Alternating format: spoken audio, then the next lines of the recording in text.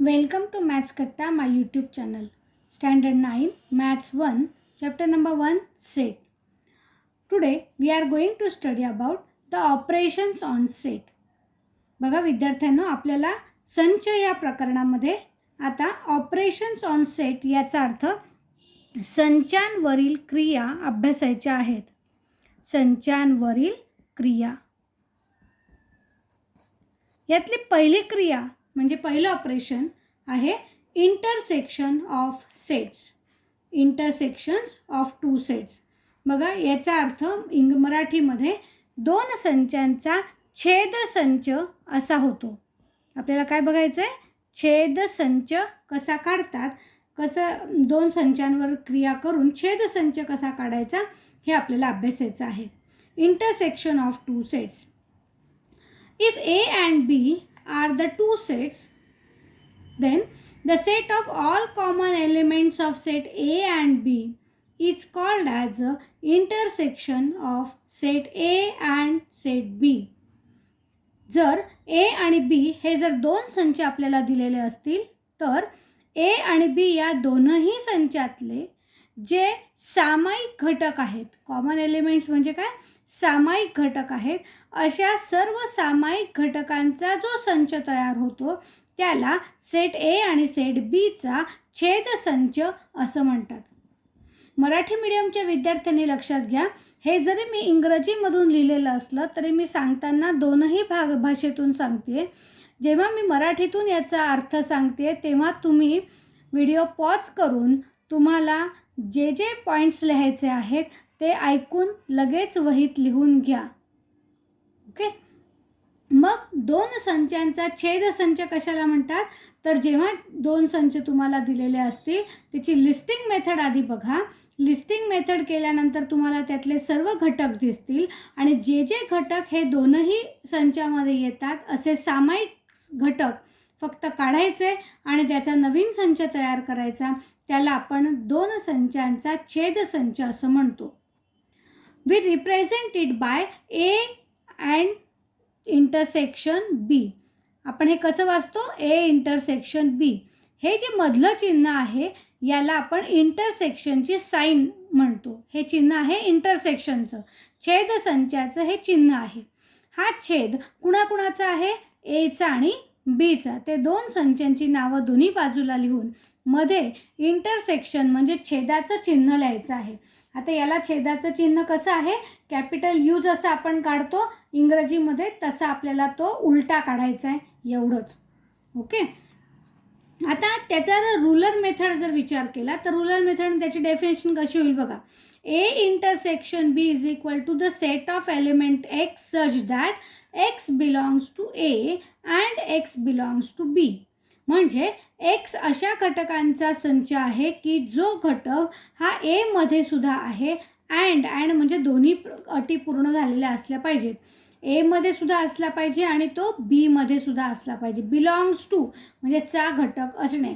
X हा एचा घटक आहे आणि एक्स हा बीचा घटक आहे.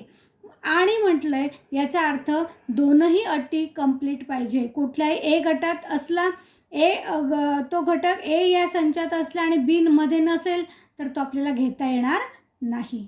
समजलं? तर मग अँड या शब्दाला खूप महत्त्व आहे. आता आपण हे रिप्रेझेंट कसं करतो? व्हेन डायग्रॅमने बघा.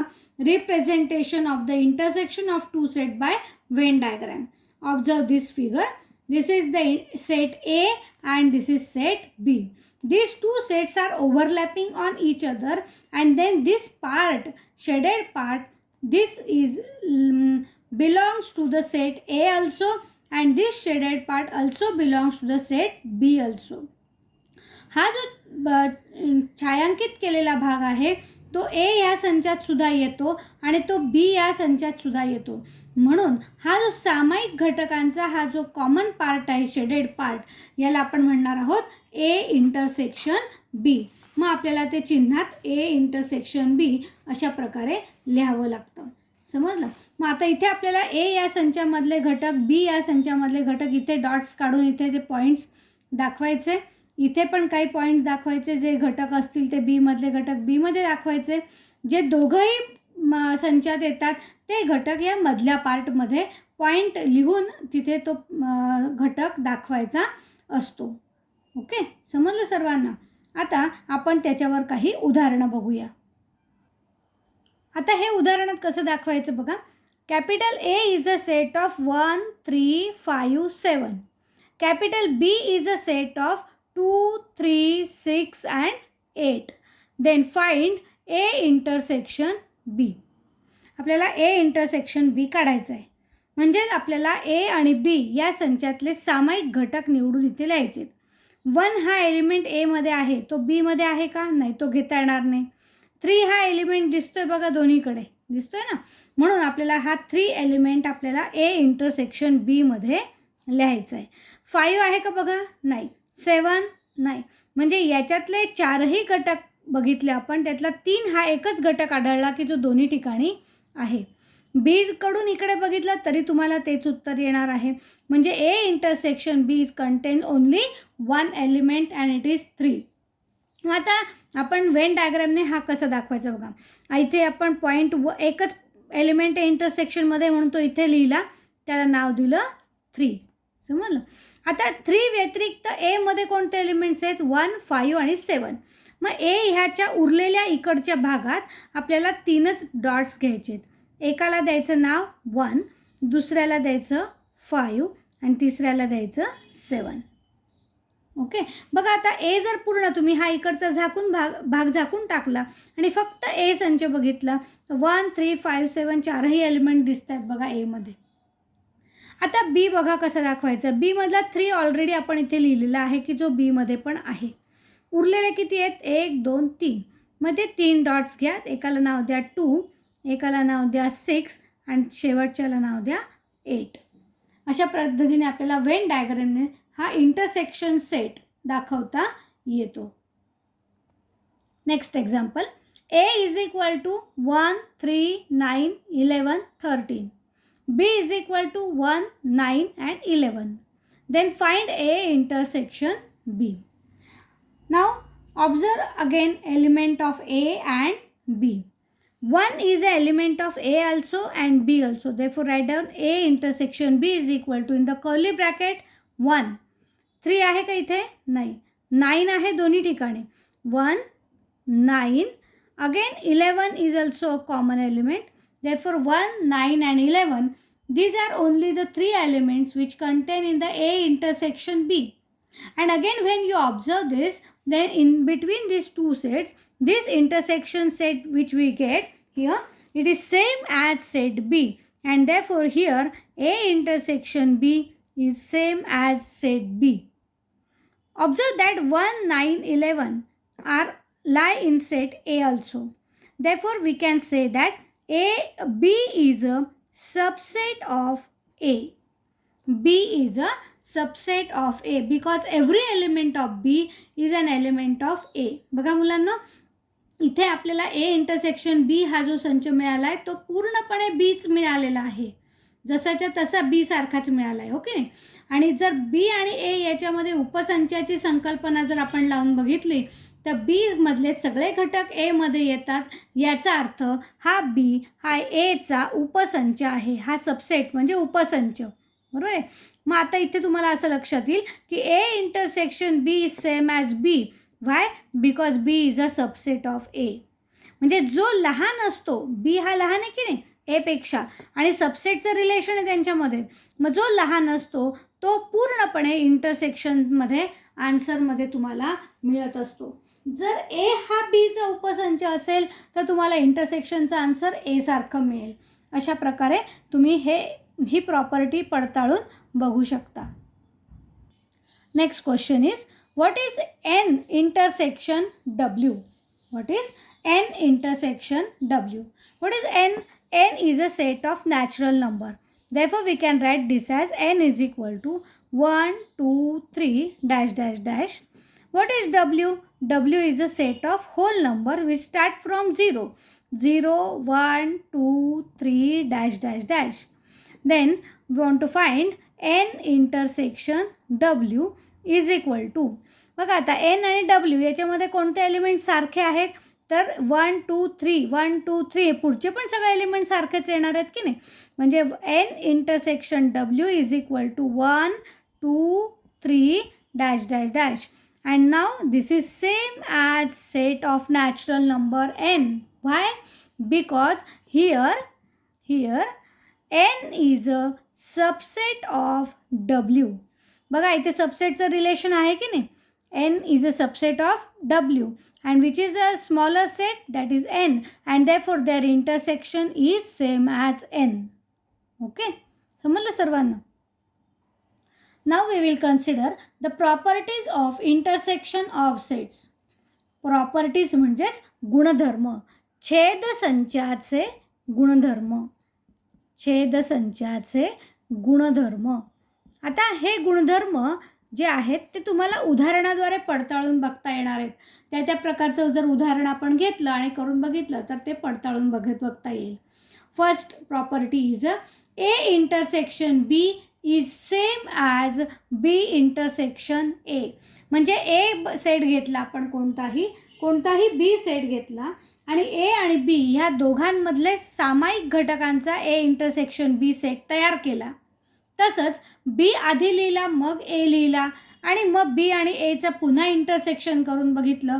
येणारी दोन्ही उत्तरं जी संचांची आहेत ती समान संचांची असतील. म्हणजेच A intersection B is same as B intersection A. Next one, आत्ताच आपण एक गुणधर्म बघितला बघा. If there is a subset relation between the two sets, if A is a subset of B, then their intersection is a smaller set. Here smaller set is A. म्हणून A intersection B is equal to A. Next one, third property. If A intersection B is equal to B, म्हणजे आता intersection जर हा B मधला एक set असेल याचा अर्थ काय होतो की B हा स्मॉलर सेट असेल. Therefore B is a subset of A. आता या दोन्ही पद्धतीने आपल्या दोन्ही प्रॉपर्टीज समजल्या आहेत. आता पुढचं बघा, a intersection B is a subset of a. बघा इंटरसेक्शनचा पार्ट हा ए या संचामध्ये येतो आणि इंटरसेक्शनचा पार्ट हा बी या संचामध्ये सुद्धा येतो. आपण वेन डायग्राम बघितलेली आहे त्याची. म्हणजेच काय की ए intersection B is a subset of A also and A intersection B is a subset of B also. दोन्ही संचांचे ते उपसंच असणार आहेत. Next one, A intersection A complement is equal to 5. आता तुम्हाला माहिती आहे ए कॉम्प्लिमेंट आपण मागच्या तासिकेमध्ये बघितले. कॉम्प्लिमेंट सेट कसा काढतो आपण, तर complement is a set of all elements which are the elements of universal set U but not the element of that set A. Okay, means A outer side of A is a complement. म्हणजे एच्या बाहेरचा भाग हा ए कॉम्प्लिमेंटचा असतो. थोडक्यात हे बघितलं आपण वेन डायग्राममध्ये कालच्या तासिकेमध्ये. म्हणजेच त्यांचा इंटरसेक्शन हा कसा असणार आहे, रिक्त संच असणार आहे, फाय असणार आहे. म्हणून A intersection A complement is same as phi. Okay, next property, A intersection A स्वतःशीच जर त्याचं छेदसंचाची क्रिया त्याच्यावरच घडवून आणली तर सामायिक घटक हे सगळे तेच येणार आहेत आणि म्हणून दोनदा जरी तो सेट घेतला सेम सेट तरी आपल्याला त्याचा छेदसंच हा तोच मिळणार, म्हणजे एच मिळणार आहे. समजलं. सातवी प्रॉपर्टी आहे, सातवा गुणधर्म, ए इंटरसेक्शन फाय. आता ए इंटरसेक्शन फाय म्हणजे काय, ए हा संच काहीतरी असेल 1 2 3 4 आणि फाय हा म्हणजे रिक्त संच, काहीच नाही त्याच्यामध्ये. मग सामायिक घटक काय आहेत, तर काहीच नाही आहेत, म्हणजेच तो रिक्त संच असणार आहे. म्हणजे A intersection phi is a phi. And also you know the same property here, if there is a subset relation then their intersection is a smaller set. Here what is a subset relation between phi and A, that phi is always a subset of every set. Therefore phi is a subset of A and therefore phi is a smaller set and hence their intersection is phi. समजलं. आता ह्या सगळ्या प्रॉपर्टीचा तुम्ही पुन्हा काही उदाहरणं घ्या, एखादा संच घ्या ए आणि बी आणि त्याद्वारे ह्या प्रॉपर्टीज सगळ्या तुम्ही पडताळून बघा. आता यावर आधारित प्रश्न कसे असतात परीक्षेमध्ये बघा. Find the intersection of each of the following pair of sets. If A is equal to 1 2 4 5 7, B is equal to 2 3 4 8, then what is A intersection B? Therefore A intersection B is equal to curly bracket 1 common आहे का बघा, नाही आहे. 2 common आहे बघा इथे, मग हा 2 इथे घ्यायचा आहे. 4 is also a common element. बघा 4 इथला बघितला आपण, इकडे पण आहे 1 2 4. त्याच्यानंतर 5 आहे का, नाही. 8 आहे, 7 आहे का, नाही. म्हणजे 2 and 4, these are only the two elements in the intersection set A intersection B. Okay, next example. If C is equal to the curly bracket, ruler method ने दिलेला आहे हा set, x such that x belongs to n, phi u is less than x is less than or equal to 10, and capital D is a set of y such that y belongs to w and phi u is less than or equal to x is less than 10. Then what is C intersection D. आता इथे आपल्याला पुन्हा listing method करून घ्यावी लागेल. मग listing मेथडने हा set आधी आपण लिहूया. C is equal to in the curly bracket. आता असे एक्स नॅचरल नंबर्स घ्यायचे आहेत की त्यामध्ये एक्स हा 5पेक्षा कसा पाहिजे, मोठा पाहिजे. म्हणजे 6पासून सुरुवात करावी लागेल. 6 7 8 9 आणि इक्वॅलिटी साईन आहे म्हणजे आपल्याला 10 पण घ्यावा लागेल. बरोबर आहे. त्यानंतर डी घ्या. D is equal to y belongs to W. W म्हणजे 0पासून स्टार्ट होतो आहे. बरोबर आहे. पण पुढचे रिलेशन काय दिले, 5 is less than or equal to x. म्हणजे आपल्याला एक्स जो घ्यायचा आहे तो 5पासून घ्यायचा आहे. म्हणजे 5 6 7 8 9 10 घेता येईल का इथे, नाही, कारण इथे इक्वॅलिटी साईन नाही आहे. म्हणजे 10पेक्षा लहानच पाहिजे आहेत. बरोबर आहे. म्हणजे C आणि D हे दोन्ही सेट आपल्याला मिळाले. आता आपल्याला काय करायचं आहे, त्यांचा इंटरसेक्शन काढायचं आहे. मग इथे लिहा therefore C intersection D is equal to curly bracket. आता इथे बघा काय काय कॉमन आहेत. 6 कॉमन आहे, 7 आहे, 8 आहे आणि 9 आहे. म्हणजे 6 7 8 and 9. This is a C intersection D. Next example. If capital E is equal to the curly bracket x such that x belongs to I but x is less than 0, and capital F is equal to the curly bracket y such that y belongs to I but y is greater than 0.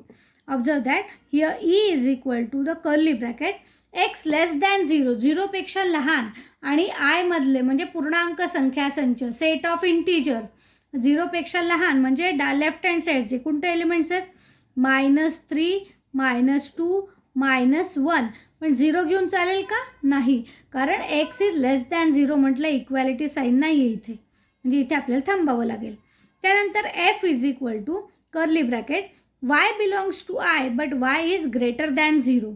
मग y आयमधले इंटीजर्समधले y हे 0पेक्षा मोठे आहेत म्हणजे positive साईडचे आहेत. म्हणजे 1 2 3 etcetera असे elements आहेत. आता आपल्याला बघायचं आहे E इंटरसेक्शन F. बघा काय काय कॉमन दिसतंय का इथे, सगळे निगेटिव्ह साईडचे आणि हे सगळे पॉझिटिव्ह साईडचे, पण काहीही कॉमन नाही आहे. म्हणजे इथे काय असेल, हा रिक्त संच असेल. It is same as 5. मुलांनो, तुम्हाला आता हे शिकवलेला आजचा इंटरसेक्शनचा भाग व्यवस्थित समजला असेल तर व्हिडिओ लाईक करा, विद्यार्थ्यांमध्ये शेअर करा आणि चॅनल सबस्क्राईब केलं नसेल तर लगेच करा, म्हणजे पुढचे नोटिफिकेशन तुम्हाला लगेच समजेल. धन्यवाद.